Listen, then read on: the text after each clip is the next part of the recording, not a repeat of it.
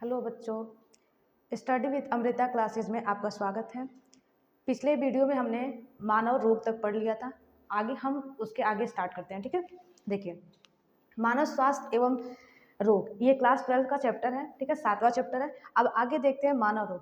मुख्यतः मानव में 2 प्रकार के रोग होते हैं। पहला रोग होता है जन्मजात रोग और दूसरा होता है उपार्जित रोग। जन्मजात रोग ऐसे रोग, इसको अगर हम डिफिनीशन लिख देते हैं, ऐसा रोग जो जो जन्म जो जन्म जन्म से होता है और इसे से कभी ठीक नहीं किया जा सकता। मतलब कि जन्मजात रोग ऐसे रोग होते हैं जिन्हें हम कभी भी ठीक नहीं कर सकते। इसका डिफिनीशन ये बनता है, ऐसा रोग जो जन्म से होता है और इसे कभी भी ठीक नहीं किया जा सकता है। ठीक है, इसमें कुछ रोग ऐसे आते हैं जैसे कि जीन। ये रोग होते कैसे हैं, क्या कारण होते हैं? जीन उत्परिवर्तन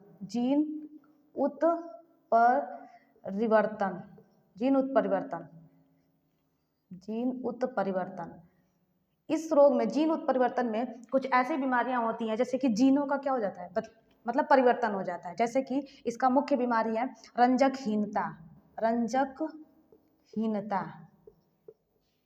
हीमोफीलिया,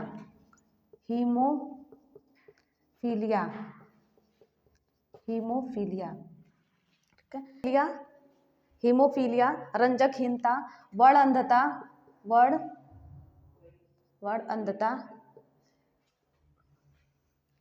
रंजकहीनता तो हो गया, वर्ण अंधता। ये सारी बीमारी ऐसे होते हैं जो जीन के परिवर्तन के कारण होते हैं। ऐसी बीमारी जो जीन के परिवर्तन के कारण होते हैं। अब इसमें दूसरा बीमारी आ जाता है गुणसूत्रीय विकार।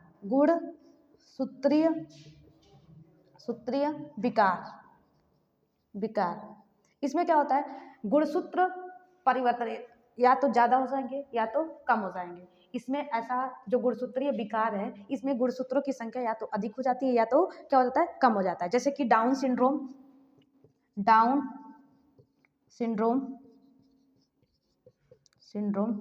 टर्नर सिंड्रोम,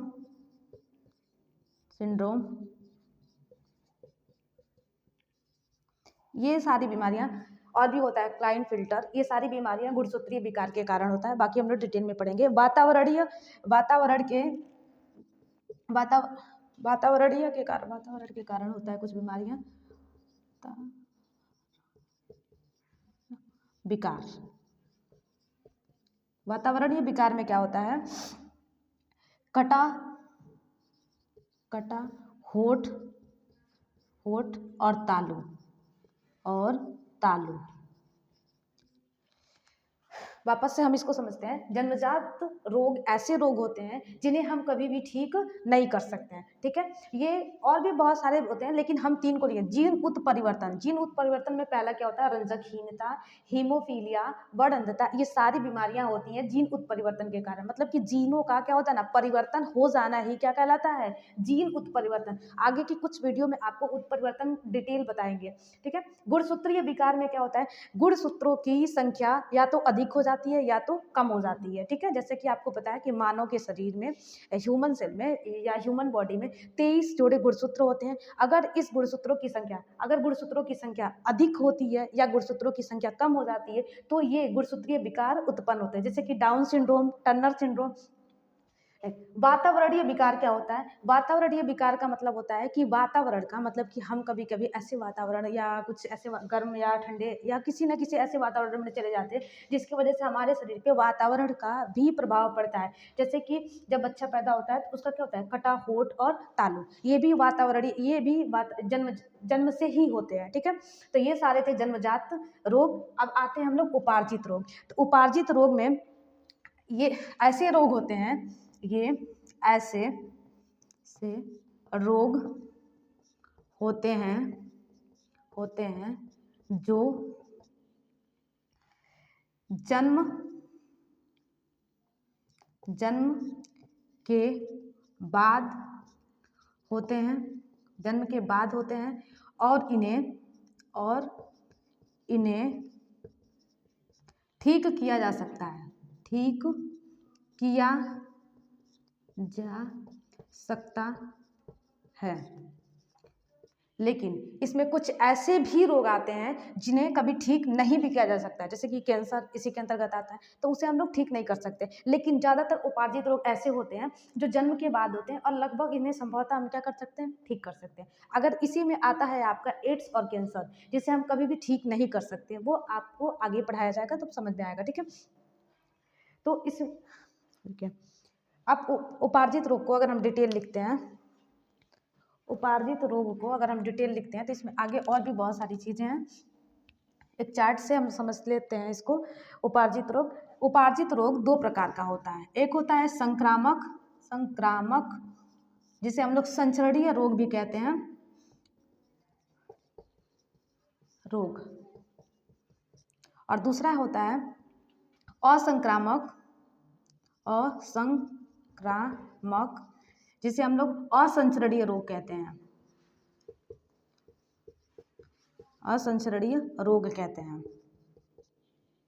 ठीक है। संक्रामक रोग भी दो प्रकार का होता है, एक होता है प्रत्यक्ष और दूसरा होता है अप्रत्यक्ष।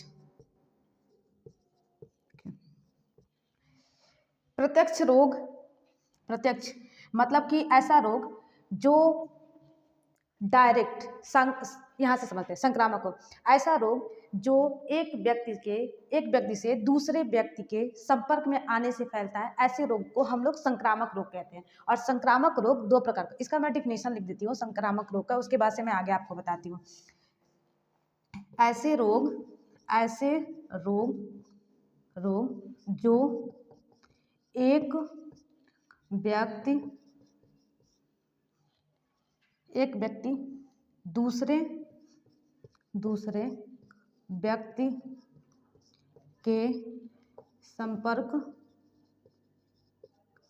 में आता है तो संक्रामक रोग उत्पन्न होता है। इधर का अगर आप नोट कर लिए होंगे तो संक्रामक रोग के बारे में मैं आगे बताती हूँ आपको।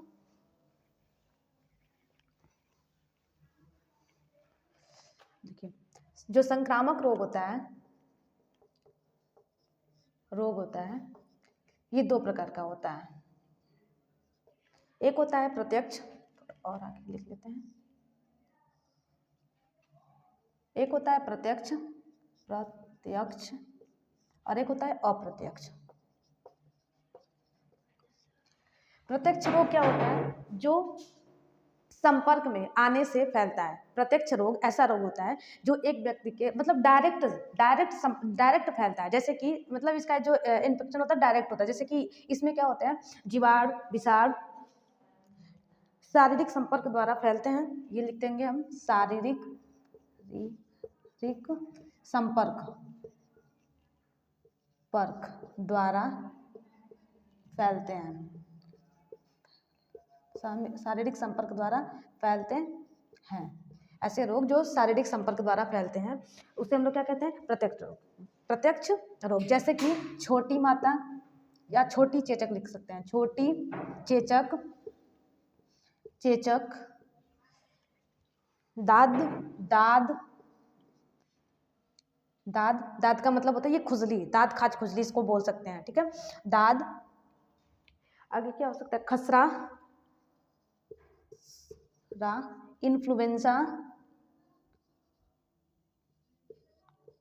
इन्फ्लुएंजा, ये सारे ऐसे बीमारी होते हैं जो डायरेक्ट संपर्क में आने से फैलते हैं। मतलब कि प्रत्यक्ष बीमारी उसे कहते हैं, प्रत्यक्ष रोग उसे कहते हैं जो शारीरिक संपर्क द्वारा फैलते हैं। यानी एक व्यक्ति से दूसरे व्यक्ति, जैसे आपने पढ़ा ना यहाँ पे संक्रामक रोग। संक्रामक रोग क्या था? ऐसे रोग जो एक व्यक्ति से दूसरे व्यक्ति के शारीरिक संपर्क द्वारा क्या हो जाते हैं? फैल जाते हैं, जिसे हम लोग संक्रामक रोग कहते हैं। संक्रामक रोग 2 प्रकार का होता है। पहला क्या होता है? प्रत्यक्ष, और दूसरा क्या होता है? अप्रत्यक्ष। प्रत्यक्ष संक्रामक रोग उसे हम बोलते हैं जो शरीर के डायरेक्ट संपर्क में आने से, जैसे कि अगर किसी व्यक्ति को चेचक हुआ है, चेचक, तो उसे हम लोग क्या करते, जैसे अगर हम उसके आसपास रहते हैं तो ये क्या हो जाता है? चेचक मतलब एक व्यक्ति से दूसरे व्यक्ति में डायरेक्ट फैल जाता है। दूसरा दाद, मतलब दाद का खुजली, खुजली भी क्या होता है? ये डायरेक्ट तुरंत फैलने वाली बीमारी है। खसरा, इन्फ्लुएंजा, ये सारी बीमारी क्या होता है? डायरेक्ट संपर्क में आने से फैलते हैं, ठीक है। अब अप्रत्यक्ष में देखते हैं, ये क्या होता है? ये किसी कारण, मतलब ये भी होता है संक्रामक रोग, लेकिन ये अप्रत्यक्ष होता है, इनडायरेक्ट होता है। ये किसी व्यक्ति के किसी किसी प्रकार के किसी प्रकार के इस भौतिक कारकों को द्वारा फैलता है, भौतिक कारकों द्वारा फैलता है। अब देखिए भौतिक कारक क्या हो सकते हैं? अप्रत्यक्ष है ना, जैसे कि खाना, मतलब कि भोजन मान सकते हैं आप, भोजन, ठीक है। उसके बाद से क्या होता है? पानी, ठीक है, हवा, इनके माध्यम से ये फैलता है। यानी कि अप्रत्यक्ष रोग वह होता है जो किसी भी प्रकार के भौतिक कारकों द्वारा, यानी कि डायरेक्ट नहीं फैल रहा है, ये किसी भौतिक कारक के द्वारा, किसी के कारण, यानी जैसे कि खुला भोजन, या मतलब कि सड़े हुए भोजन, सड़े हुए फल, ये एक रोग के कारक होते हैं।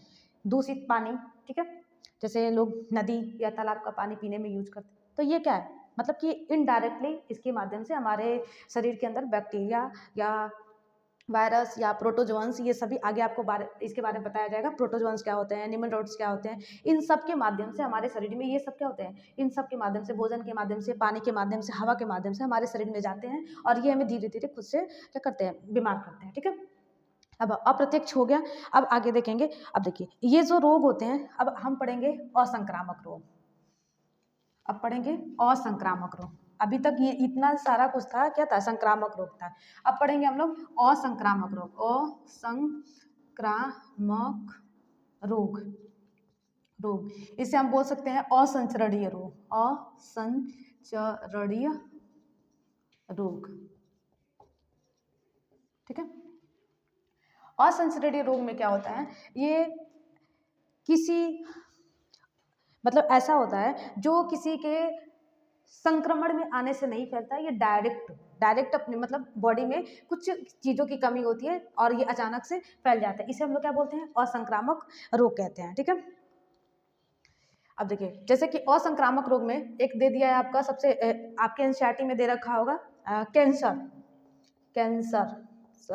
ये क्या है? असंक्रामक रोग, किसी व्यक्ति के संपर्क में आने से नहीं फैलता है, ठीक है, असंक्रामक रोग है। तो इसको डिटेल आपको, कैंसर को पढ़ाया जाएगा, एक अलग से वीडियो बनाएंगे तो उसको वहाँ पे डिटेल पढ़ाएंगे, ठीक है।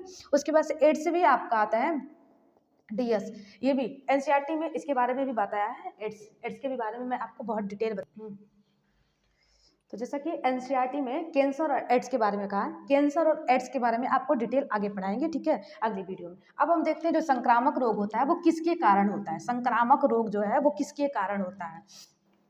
संक्रामक रोग के कारण, ठीक है। संक्रामक रोग के क्या क्या कारण हो सकते हैं? तो संक्रामक रोग का सबसे पहला कारण क्या होता है? मतलब कि किसके वजह से ये फैलते हैं, ऐसे बोल सकते हैं। तो जीवाणु द्वारा, ठीक है, विषाणु द्वारा, मतलब कि वायरस द्वारा, ठीक है, कवक द्वारा, ठीक है, प्रोटोजोअन्स द्वारा,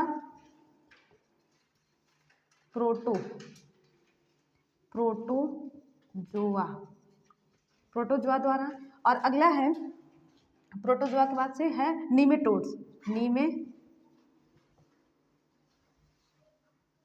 निमेटोडा द्वारा। अब देखिए ये क्या होता है? जीवाणु के बारे में आपको पता ही है, जीवाणु, ठीक है, दूसरा विषाणु, ठीक है, कवक, प्रोटोजोआ, ठीक है, निमेटोडा। शायद ये समझ में नहीं आ रहा होगा कि प्रोटोजोआ क्या होता है, तो क्लास फर्स्ट में आपको पढ़ाया गया होगा, क्लासिफिकेशन में एक चैप्टर है वर्गीकरण। वहाँ वर्गीकरण में आपका जो पहला कवक और फंजाई को डिवाइड किया गया है, तो उसी में ये एक प्रोटोजोआ क्या होता है, एक प्रकार का जीव होता है, ठीक है। ये बहुत टाइप के होते हैं, अलग अलग जगहों पे पाए जाते हैं और ये बीमारियां उत्पन्न करते हैं। निमेटोडा भी क्या होता है, बीमारियां उत्पन्न करता है। जैसे कि निमेटोडा के अंतर्गत जैसे आपने फीता कृमि का नाम सुना होगा, तो फीता कृमि क्या करती है, फीता कृमि ये एक तरह से निमेटोड्स होते हैं, ठीक है। तो इसके बारे में आप डिटेल समझेंगे, ठीक है, आगे जब पढ़ाया जाएगा इसके बारे में। आगे मैं पढ़ा रही हूँ आपको तब जीवाणुओं द्वारा। अब देखते हैं सबसे पहले, जैसे मैंने बता दिया आपको जीवाणु, विषाणु, कवक, प्रोटोजोआ, निमेटोड्स, तो कुछ एनसीईआरटी में जीवाणुओं से रिलेटेड, ठीक है, कुछ विषाणुओं से रिलेटेड, कुछ कवक से रिलेटेड, ये सारी चीज़ों के बारे में 2-4 बीमारियां दी हुई हैं जो आपके पेपर के लिए बहुत इंपॉर्टेंट माना जाएगा, ठीक है। तो सबसे पहला जीवाणु जनित रोग क्या होते हैं, जीवाणु जनित रोग, ठीक है। तो जीवाणु, हाँ जीवाणु, तो सबसे पहला जो जीवाणु है, पहले ऐसे लिखते हैं, जीवाणु जनित रोग, पहला लिखते हैं जीवाणु जनित रोग। तो पहला इसमें बीमारी आता है, बहुत कॉमन बीमारी है, सबसे पहला बीमारी है टाइफाइड, ठीक है, टाइफाइड, इसको हम लोग मोती झरा रोग भी कहते हैं, मोती झरा रोग कहते हैं, ठीक है। तो इसकी जो टाइफाइड होती है, टाइफाइड के जो जीवाणु होते हैं, टाइफाइड के जो जीवाणु है वो क्या है, टाइफाइड का जीवाणु है सबसे पहला साल्मोनेला टाइफी, साल्मोनेला टाइफी।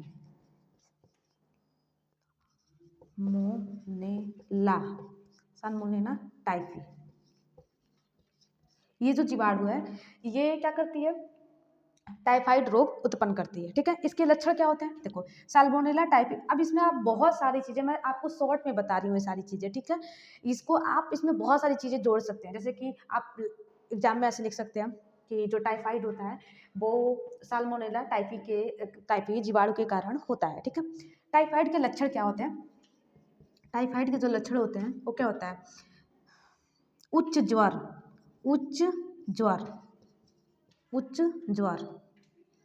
अब देखो, मतलब कि आपको पता है हमारे जो शरीर का टेम्परेचर है 37 डिग्री सेल्सियस होता है, लेकिन इसमें क्या हो जाता है, ये 39 से 40 डिग्री सेल्सियस हमारे जो बॉडी की, यानी जो शरीर का टेम्परेचर है इतना हो जाता है टाइफाइड में, ठीक है।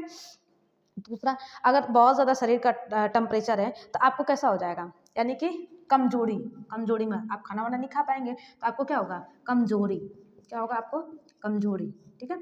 ये भी इसका लक्षण है, तो लिख सकते हैं, लक्षण में क्या लिख सकते हैं, उच्च ज्वर, टेम्परेचर इतना होता है, कमजोरी हो सकते हैं, पेट दर्द, खाना नहीं खाओगे तो पेट दर्द होगा ही, पेट दर्द, ठीक है। पेट दर्द के साथ और क्या हो सकता है आपको,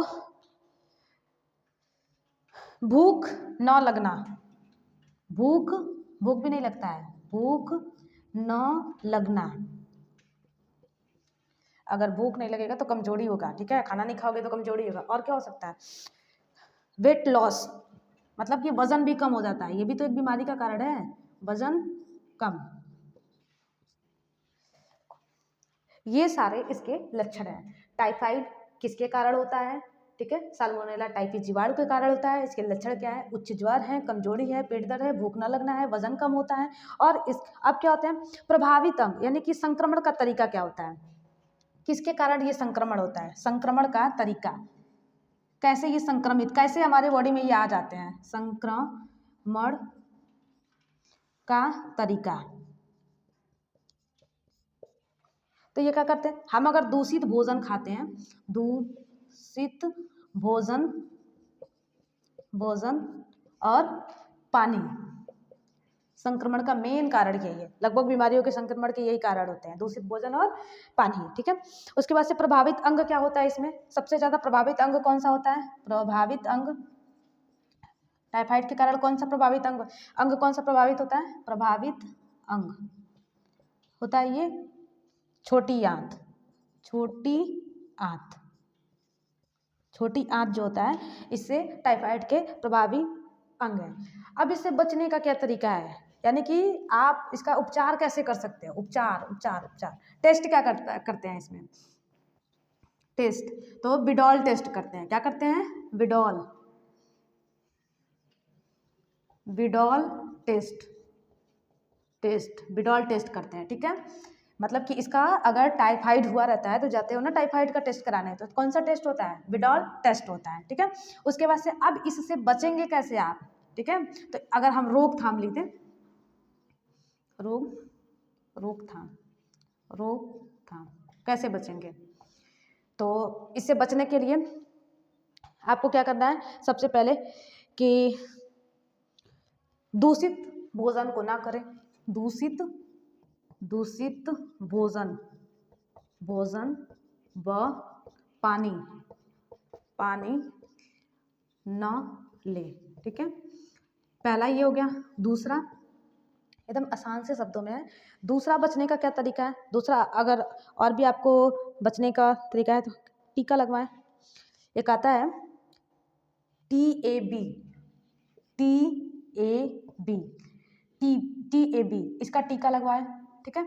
तीसरी चीजें होती हैं TAB का टीका लगवा लें। तीसरा चीज बचने का क्या होता है, अपने आसपास साफ सफाई रखें। अपने आसपास क्या करना है, साफ सफाई रखना है। अपने आसपास साफ सफाई रखना है, साफ सफाई रखना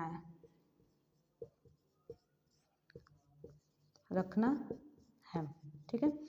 तीसरी चीज़ें और क्या कर सकते हैं, आगे क्या कर सकते हैं हम, और टाइफाइड से बचने के लिए और क्या कर सकते हैं, तो टाइफाइड से बचने के लिए रोगी को खाने के लिए तरल पदार्थ, मतलब कि तरल पदार्थ दें रोगी को खाने के लिए। कोई तरल पदार्थ जैसे कि कहा जाता है ना कि जब आपको खट्टे फलों का ज़्यादा प्रयोग करें, खट्टे व ताजे फलों का उपयोग करें, ताजे फलों का उपयोग करें। ये सारी चीजें इसमें थी, ठीक है। तो ये तो था आपका टाइफाइड, यानी कि पहला जीवाणु जनित रोग है, आपके एनसीईआरटी में दे रखा है टाइफाइड के बारे में ये सारी चीजें हैं, सारी इंफॉर्मेशन है, आप देख लीजिएगा, ठीक है। दूसरी बीमारी आपकी आ जाती है टाइफाइड के बाद से आ जाती है निमोनिया, ठीक है। अगली बीमारी होगी निमोनिया,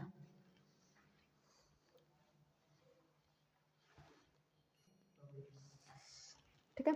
तो निमोनिया किसके कारण होता है, तो निमोनिया के जो जीवाणु होते हैं वो होते हैं स्ट्रेप्टोकोकस, स्ट्रेप्टोकोकस, ठीक है। और दूसरा है डिप्लोकोकस, ठीक है। स्ट्रेप्टोकोकस और डिप्लोकोकस जीवाणु के कारण, ठीक है, जीवाणु के कारण,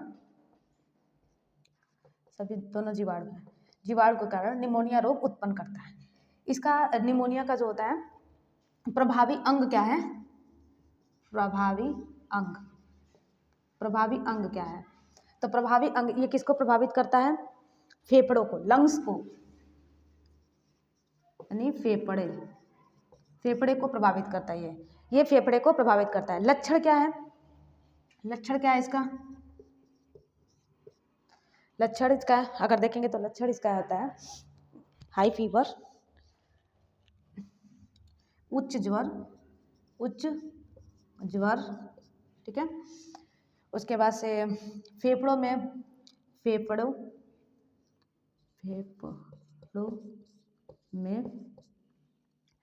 द्रव्य का भर जाना,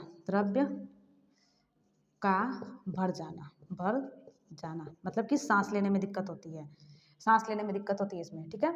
और इसका क्या लक्षण हो सकता है, अगर सांस नहीं ले पाओगे तो और क्या हो जाएगा, हाँ, नाखून व त्वचा नीला पड़ जाता है, क्या होता है ये, नाखून व त्वचा नीला पड़ जाता है,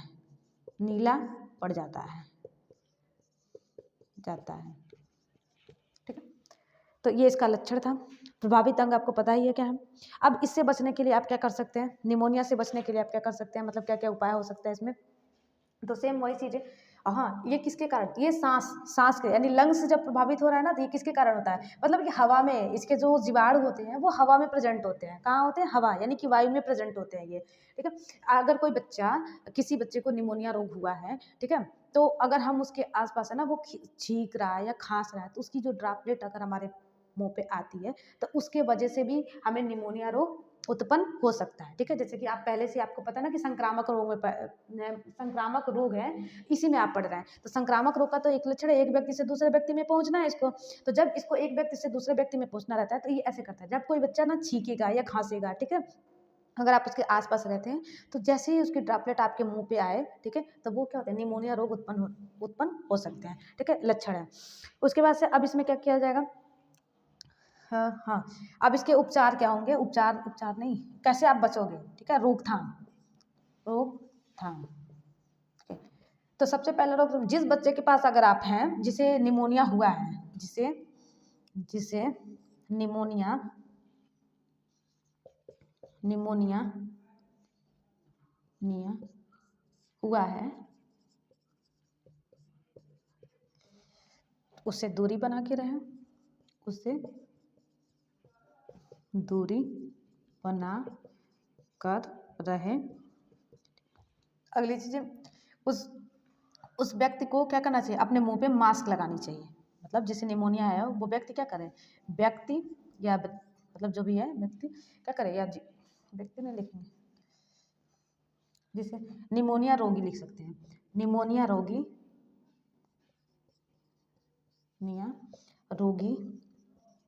अपने मुंह पे मास्क लगाए।